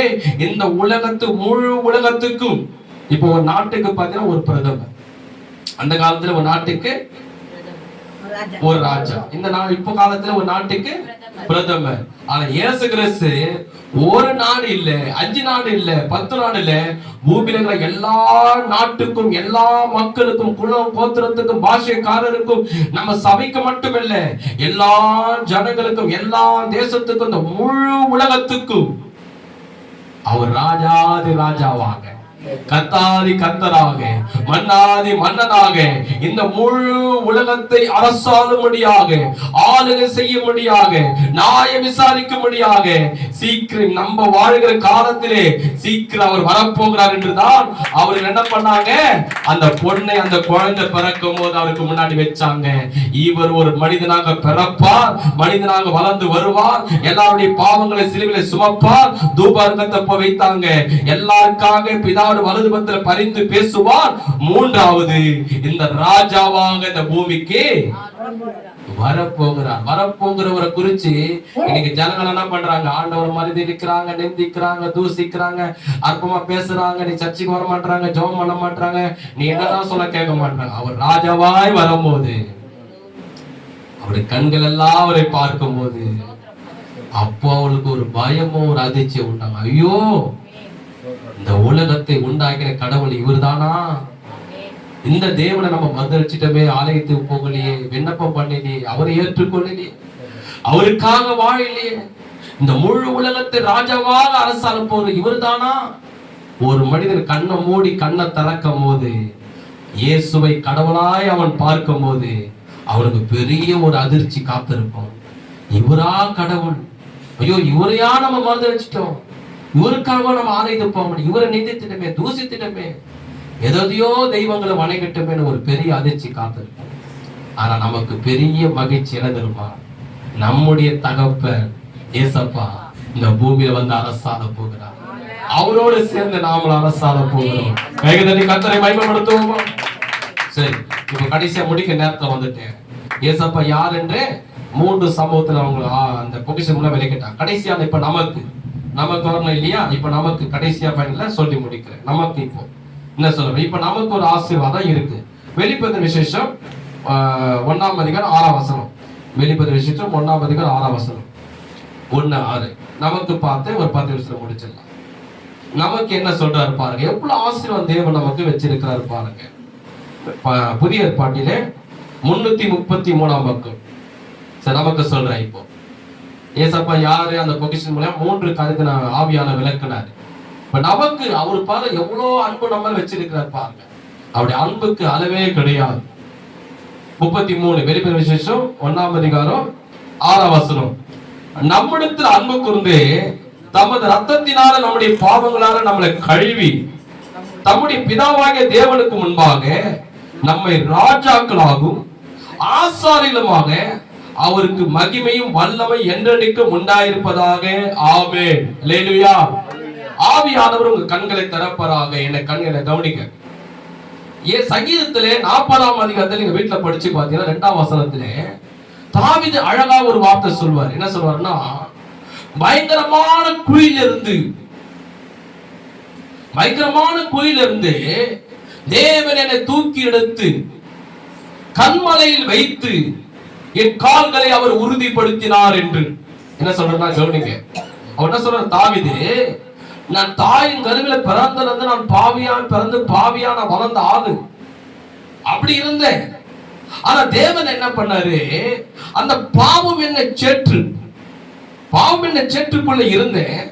தேவன் தன்னுடைய கரத்தை நீட்டி அந்த பாவம் என்ன சேற்றிலிருந்து என்னை தூக்கி எடுத்து என்ன என்னவா பண்ணிருக்கிற யோவான்ல சொல்றாரு 1:6.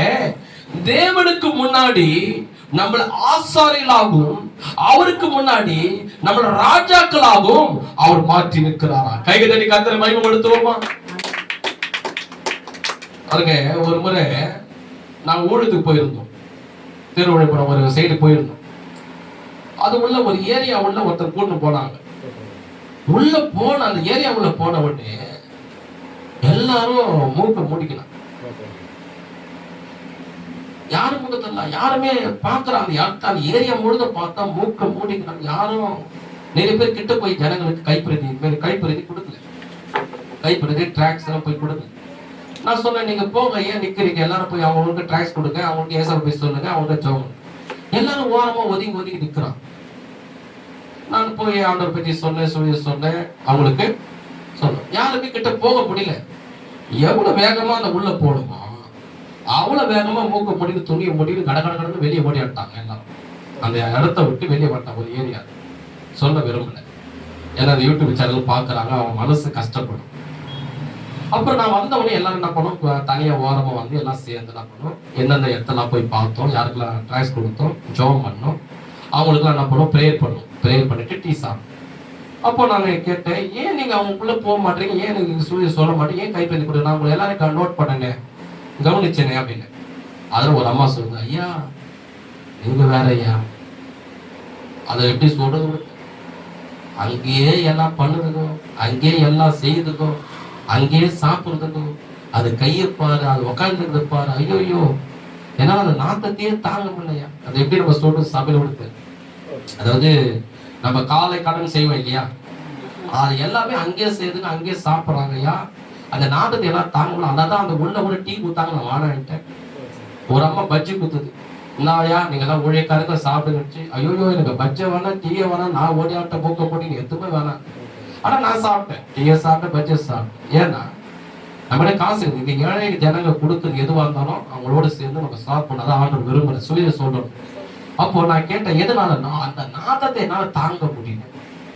ஐயோ அங்கேயே எல்லாம் பண்ணுதுங்க, அங்கேயே சாப்பிடுறதுங்க, அங்கேயே எல்லாம் பண்ணுதுங்க, ஐயோ. அப்போ ஆண்டவர் எனக்கு ஒரு காரியத்தை சொன்னாரு, எனக்கு உணர்த்தின போது என்ன ஆண்டவரை எனக்கு பதில் நான் சொல்றது அப்படின்னு நான் கேட்டேன். இதுமாரி இடத்துக்கு என்ன கூட்டினே வராதிங்க, அது இடத்துக்குள்ளே போக வேணாம், இந்த பூவாறு சைடு இந்த மாதிரி இடத்துல ஸ்லெம் ஏரியாலாம் வேணாம். அப்போ ஆண்டவர் எனக்கு உணர்த்தினாரு. நான் சொன்னேன் அவங்களுக்கு, சரிப்பா நீங்க ரோட்ல நடந்து போறீங்க, ஒரு சைட்ல ஃபுல்லா சேரா இருக்குது, நாத்து அடிக்குது சேராக. நீங்க நடந்து போகும்போது அந்த சேத்து உள்ள ஒரு தங்க மோதிரத்தை பார்த்துட்டீங்க, தங்க மோதிரத்தை அந்த சேத்து உள்ள இருந்து நீங்க பார்த்துட்டீங்க. ஆனா அந்த சேரு ஃபுல்லா நாத்து அடிக்குது, நீங்க என்ன பண்ணுவீங்கன்னு கேட்டேன். ஐயோ இன்னைக்கு ஒரு சில தங்கம் 1 லட்சம் ரூபாய்க்கு மேல போகுது, இன்னும் எவ்வளவு ஏறி போகுமோ தெரியாது. முதல்ல இந்த 20 பேர் நான் தான் ஓடி போய் கையை உள்ள விட்டு அதை எடுத்துக்கணும். நான் கேட்டேன், கையெல்லாம் சேர ஆகுமா, நான் தெரியும். ஐயோ பரவாயில்ல, கை போற சோப்பு போட்டு போற, வீட்டுல போய் குளிச்சுக்க போறேன். தங்கம் வச்சையா, அதை விட முடியும். ரோட்ல 10 ரூபாய் கிடைச்சாலும் 10 பேர் கரண்டி எடுப்போம். தங்கம் இன்னைக்கு என்ன ரேட்டு, அதை விடுவேனா, சேத்துல தெரிஞ்சிச்சுன்னா விட மாட்டேங்க அப்படின்னா. அதான் ஆண்டவர் சொன்னாரு, நீ நானும் பாவம் என்ற சேற்றுலதான் இருந்தோம். நம்ம பாவம் எல்லாம் அவருக்கு முன்னாடி எப்படி இருந்தது, சேத்த போல நாடி போய் தான் இருந்தோம் நம்ம. ஆனா தேவன் எப்படிப்பட்டவர் என்றால் மகா பரிசுத்தம் உள்ளவர். அவரை போல ஒரு பரிசுத்தம் உள்ள தெய்வம், அவரை போல ஒரு பரிசுத்தம் உள்ள மனிதன் உலகத்தில் யாருமே கிடையாது இல்லையா. அப்படிப்பட்ட உன்னதத்தில் இருக்கிற கடவுள் அந்த சேர் போல இருந்த நீ நானும் பாவம் என்ற சேத்துல இருந்தோம், நாடி போயிருந்தோம், நாத்தத்துல இருந்தோம், குப்பில இருந்தோம். ஆனா தேவன் என்ன பண்ண, தம்முடைய குமாரனை பூமியில மாட்டு தொழுவத்துல பிறக்க வைத்து, அவர் என்ன பண்ண, அந்த சேற்றில் இருந்த நம்மை, குப்பில இருந்த நம்மை, நாத்தத்துல இருந்த நம்மை நம்மளுடைய கரத்தினால பிடிச்சு தூக்கி எடுத்து, எப்படி தண்ணி போட்டு சேத்த கழுவுமோ அவருடைய விலையேற பெற்ற ரத்தத்தினாலே நம்ம பாவங்களை கழுவி வெளிப்பது விசேஷம் 1:6 சொல்லப்படுகிறது. நம்மளை என்னவா வச்சிருக்கிறாரா, ஆசாரிகளா நம்மளை மாற்றி இருக்கிறாரா, அவருக்கு முன்னாடி ராஜாக்களா நம்மளை மாற்றி இருக்கிறாரா. கைகத்தடி கர்த்தரை மகிமைப்படுத்துவோமா. ஆனா லூக்கா சுவிசேஷத்துல வாசிக்காதீங்க, 15ஆம் அதிகாரத்துல நீங்க பாத்தீங்கன்னா அதுல அப்பாவை குறிச்சு பிள்ளை குறிச்சு ஒரு அருமையான சம்பவம் இருக்கு. சம்பவம் ரொம்ப பிடிக்கும். 15ஆம் அதிகாரம் முடிக்க போறேன். இளைய மகன் என்ன பண்ண, தூரத்துல போயிடுவான், பணத்தை கொடு, உன் கூட இருந்துக்கினே இதை பண்ணக்கூடாது, அதை பண்ணக்கூடாது, இதை பார்க்கக்கூடாது, அதை பார்க்கக்கூடாது, இதை பிடிக்க கூடாது, அதை பிடிக்க சொத்தை கொடு. இளைய மகனா பண்ண பணத்தை வாங்கிக்கணும், வெளிநாட்டுக்கு போய் குடி மது மாது எல்லாம் சந்தோஷமாகி எல்லா பணத்தை செலவு பண்ணி ஓட்டாண்டி ஆகி கையில சாப்பிடுற காசு 10 ரூபாய் காசு இல்லாம பண்ணி என்ன சாப்பிடும், பண்ணி என்ன சாப்பிடும், தவிடு. அந்த தவிடு கூட கிடைக்காம பசியும் பட்டி என்ன பண்ணா, அப்பா திரும்பி வந்தான்.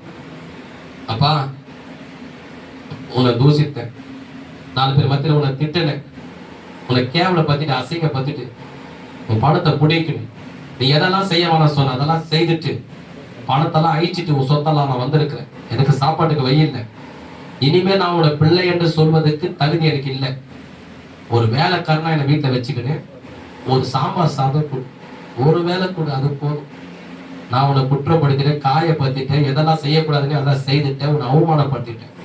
அதுக்கு அந்த அப்பா என்ன சொல்லுவார் தெரியுமா? அந்த அப்பா சொல்லுவாரு, வேலைக்காரனை கூப்பிட்டு, இன்னைக்கு என்ன சாப்பிட்டீங்க? ஐயா நம்ம வீட்டுல எல்லாரும் இங்க சிக்கன் பிரியாணி சாப்பிட்டேன், இப்ப எல்லாரும் நம்ம மட்டன் பிரியாணி சாப்பிடுவோம். ஏன் யா உனக்கு பிறந்த நாளா? இல்ல. கல்யாண நாளா? இல்ல. என்ன மட்டன் பிரியாணி சொன்னது இல்லை, சிக்கன் பிரியாணி பீஃப் பிரியாணி தான் சாப்பிடுவோம், மட்டன் பிரியாணி ரேட் அதிகமையா, மட்டன் பிரியாணி வாங்கி ஏன் சொல்றேன்னு கோச்சிக்காதீங்க. என்னையா விசேஷம்? என் மகன் பாவத்துல போனான், திரும்பி வந்தான், இன்னைக்கு என் அப்பாவா ஏற்றுக்கொண்டான், நான் அவனை பிள்ளையா ஏற்றுக்கொண்டேன். என் திருமண நாளை காட்டிலும் என் பிறந்த நாளை காட்டிலும் மிகப்பெரிய சந்தோஷம். ஒரு பாவி மனம் திரும்பினா பரலோகமே சந்தோஷப்படுகிறது.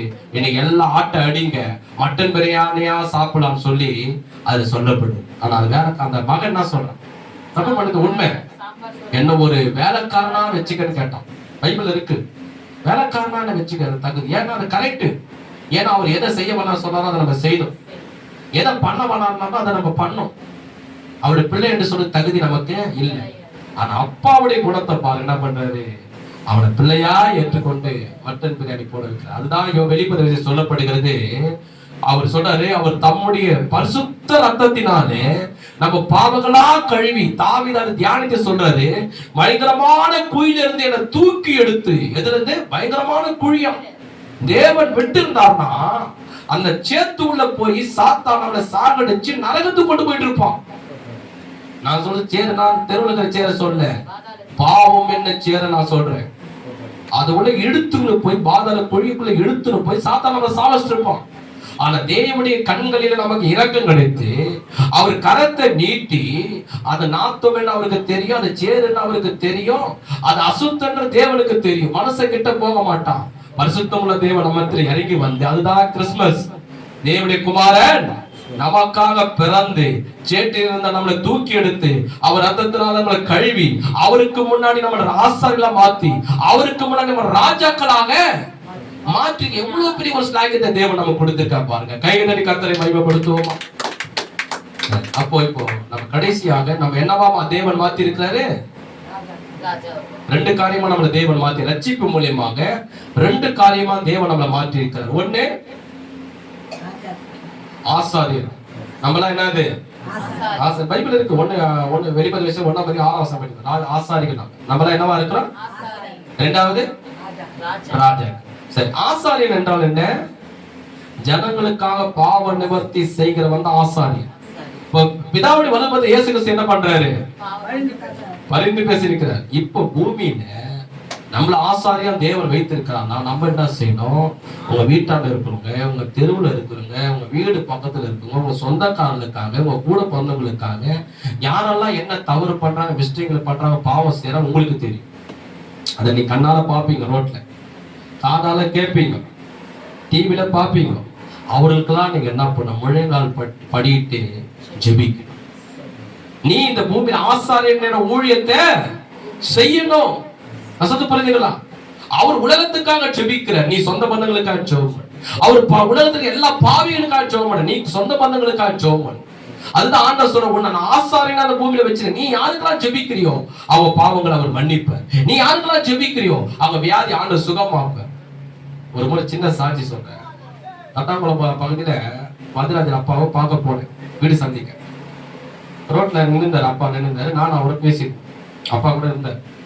அப்போ அந்த நேரத்தில் திடீர்னு ஒருத்தர் பிரதர் வந்தார். அவர் பிரதர் பேர் பார்த்தீங்கன்னா சிவான்ற பிரதர் வந்தார். ஐயா எங்களுக்காக ஜெபம் பண்ணுங்க ஐயா. எதுக்குப்பா ஜெபம் பண்ண சொல்ல? அதுக்காக ஜெபம். தவறே பண்ண போய் ஜெயில இருக்கிறாயா, அவன் மனை பிள்ளைங்களாம் கஷ்டப்படுத்தியா. எங்க நிக்கிறோம்? ரோட்ல நின்னுங்க. அப்பா ஒரு 5 நிமிஷம் ஜெபம் பண்ண. அப்படியே கண்ணை முடிச்சோம். ஆண்டவரே அவருடைய குற்றங்களை மன்னிங்க, அந்த சிறைச்சாலை அவர் உடல் ஆக்குங்க, அவர் மனைவி பிள்ளை கூட சேர்ந்து சமாதானம் வாழட்டுன்னு ஒரு 5 நிமிஷம் ஜெபம். இந்த அப்பா கூட நான் மாத்திர இருக்கேன். அதுக்கு அடுத்த வாரம் அவர் போன் பண்ணேன். எப்படி பிரதர் இருக்கிறீங்க? நல்லா இருக்கலாம். நல்லா இருக்கையா, ரொம்ப சந்தோஷமா விஷயம், உங்களை பார்க்கணும்னு நினைச்சிருந்தையா அப்படின்னு. என்ன பிரதர் என்ன விஷயம் இருக்கா? நீங்க ஜோம் பண்ணிட்டு போனீங்க ரோட்ல, ஆண்டவர் அதை கேட்டு எவ்வளவு வருஷமா ஜெயில இருந்தவரு விடுதலாகி வந்துட்டாரியா. வந்த உடனே நான் தான் போய் அவனை சொன்ன, டே எவ்வளவு வருஷமா ஜெயில இருந்தா அநேகமா உன பிடிச்சி போட்டு வச்சிருந்தாங்க, என்னவோ கேஸ் பண்ணோம், நீ வெளியே வரல. ஒரு பாஸ்டர் ஒருத்தர் வந்தாரா, அவர்கிட்ட சொன்னேன், அவர் உனக்கா ஜோம் பண்ணாரு, நீ இப்பயே வெளியே வந்துட்டேன், நம்ம முதல்ல அந்த பாஸ்டர் போய் பார்க்கணும், சர்ச்சைக்கு போகணும், நன்றி சொன்னான் அப்படின்னு சொன்னார். நான் சொன்னேன், எனக்கு நன்றி சொல்லாதீங்க, ஏசப்பாக்கு நன்றி சொன்னேன். உண்மையான சாட்சி வந்து சொல்லுவாரு பாருங்க. அப்போ என்ன சொல்ல வர, நான் மட்டும் இல்ல, நீங்க கூட இந்த யூடியூப்ல பாக்குறவங்க கூட எல்லாரும் கூட என்ன பண்ணோம், தேசத்துக்காக, சொந்த மன்னர்களுக்காக, நண்பர்களுக்காக, கூட பிறந்தவங்களுக்காக, வீட்டாளர்களுக்காக, தெருவில் இருக்கிறவங்க, ஏரியாவுக்காக, உங்க வீடு பக்கத்துல இருக்கிறவங்களுக்காக கூட நீ ஜெபிக்கிற ஆசாரியனுடைய ஊழியத்தை நீ செய்யணும். நீ பண்ற ஜெபத்தை தேவன் கேட்பார். ஆமென், அல்லேலூயா. இரண்டாவது என்னவா நம்மள மாத்தி இருக்கா சொன்னேன். சூப்பர். ராஜா என்றால் என்ன? அதிகாரம் உள்ளவன், கட்டளை போடுறவன். இப்ப இந்த நாட்டு ஒரு பிரதமர் இருக்காச்சுங்களேன், ஒரு கட்டளை போட்டார்னா எல்லாருக்கும் இப்படிதான் இல்ல. எல்லாருக்கிட்ட பணம் இல்லாத மனுஷன் கிடையாது. குப்பையில இருக்கிறவங்கிட்ட பணம் இருக்குது, கோபுரத்துல பணம். ஒரு கட்டளை போட்டாரு, 1000 2000 நோட்டு செல்லாது. எல்லாம் என்ன பண்ணாங்க, தமிழ்நாடு, கேரளா, பெங்களூரு, டெல்லி, ஜம்மு காஷ்மீர், எல்லா இந்தியாவில் இருக்கிற எல்லாரும் மாத்துறாங்க. அவர் ஒரு கட்டளை போட்டார். கொரோனா வந்துச்சு, தடுப்பூசி போடுங்கன்னு சொன்னார். எல்லா இந்தியாவில் இருக்கிற மாநிலத்துல, கிராமத்துல இருக்கிற எல்லாரும் என்ன பண்ணாங்க, போட்டாங்க. ஏன் காரணம், அவர் போட்ட கட்டளை. அது போலதான் நம்மள ராஜாவா தேவன் மாத்தி இருக்கிறான்னா, நீங்க என்ன பண்ணணும், இந்த பூமி அழிக்கிற பிசாசின் கிரிகள் நல்லா கவனிங்க, படிக்க போகிறேன். பிசாசின் கிரிகள் தான் இன்னைக்கு உலக மக்களே இன்னைக்கு குடிக்கிறதுக்கு, பாவம் செய்வதற்கு இன்னைக்கு அழிந்து போது மூல காரணம் யாருன்னா சாத்தான். அந்த சாத்தானை நீங்க கட்டி ஜெபிக்கணும். துரந்தரங்களை கட்டணும், அதிகாரங்களை கட்டணும், வாழ்மட பொல்லாத ஆவிகளை கட்டணும், குடியின் ஆவியில கட்டணும், வேசிதன் ஆவியில கட்டணும், குடிவெறியின் ஆவியில கட்டணும், விக்கிரத்தின் ஆவியில கட்டணும், கொலையின் ஆவியில கட்டணும். இன்னைக்கு மனுஷன் பாவம் செய்து அழிஞ்சு போது காரணம் யார் என்றால் சாத்தானுடைய கிரியை. அவனை கட்டவும் அவனை நரகத்தில் தள்ளவும் தேவன் உனக்கு எனக்கு அதிகாரத்தை கொடுத்திருக்க. ராஜா என்றால் யாரு? கட்டளை போடுகிறவன். யார் மேல நீ கட்டளை போடணும்? சாத்தான் மேல நீ கட்டளை போடணும். பிசாசின் கிரியை, என் பிள்ளையை விட்டு போ, என் தெருவை விட்டு போ, என் ஏரியா விட்டு போ, என் குடும்பத்தை விட்டு போ. தேவன் என்ன ராஜாவா மாற்றி இருக்கிறான். சாத்தான் மேல சகல அதிகாரம் கொடுத்திருக்கிறான். அப்படி நீங்க என்ன பண்ணணும், கட்டளை. மத்திய 18:18 இருக்குது. நீ பூமியில எவையில கட்டுகிறாயோ நான் பரலோகத்தை கட்டுவேன். நீ பூமியில எதை கட்ட வைக்கிறாயோ. அப்ப நான் தேவன் நம்மள என்னவா மாற்றி இருக்கிறாரு? ராஜாவா மாற்றி இருக்க. ராஜா என்றால் யாரு? கட்டளை போடணும். ஒருத்த உனக்கு விரோதமா நீங்க தீமை செய்யறானா, அவன் பின்னாடி கொள்ளாத ஆவிய கட்டி ஜெபிக்கணும். நீ கட்டும் போது பிசாசு கட்டப்படும். நீ நரகத்தை தள்ளும் போதே அதை துரத்தும் போது அது என்ன பண்ணும், விண்ணை விட்டு ஓடிப்போம். அதான் மார்க் 16:15 இருக்குது. விசுவாசிகளா நடக்க அடையாளம் யாவன, என் நாமத்தினாலே பிசாசுகளை துரத்துவார்கள், வியாதிகளை சொஸ்தப்படுத்துவார்கள் அப்படின்னு ஆண்டவர் நம்ம ராஜாவா மாத்திருக்க. பிசாசு கொஞ்சம் கூட பயப்படக்கூடாது. ஒரு ஆமென் சொல்லுவோமா? யாவரும் கையை தட்டி கர்த்தரை ஸ்தோத்திரம் பண்ணுவோம். எல்லாரும் கையை தட்டி கர்த்தரை நாம ஸ்தோத்திரம் பண்ணுவோம். கர்த்தர் உங்களை ஆசீர்வதிப்பாராக. இந்த யூடியூப் சேனல் மூலமா பார்க்கிற உங்களையும் ஆசீர்வதிப்பாராக.